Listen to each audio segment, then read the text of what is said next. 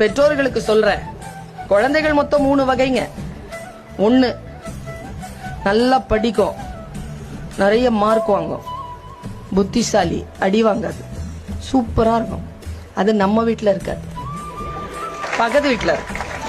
2வது வகை என்ன மாதிரி, திறமைசாலி, ஃபெயில் ஆகாது, பாஸ் பண்ணிடும், நல்லா பேசும், டான்ஸ் ஆடும், பாட்டு பாடும், பிரைஸ் வாங்கிட்டு வந்து வீட்டுல கொடுக்கும்.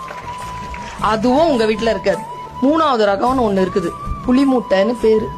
அது படிக்கவும் படிக்காது, பிரைஸும் வாங்காது, டான்ஸும் ஆடாது, ஒன்னும் செய்யாது.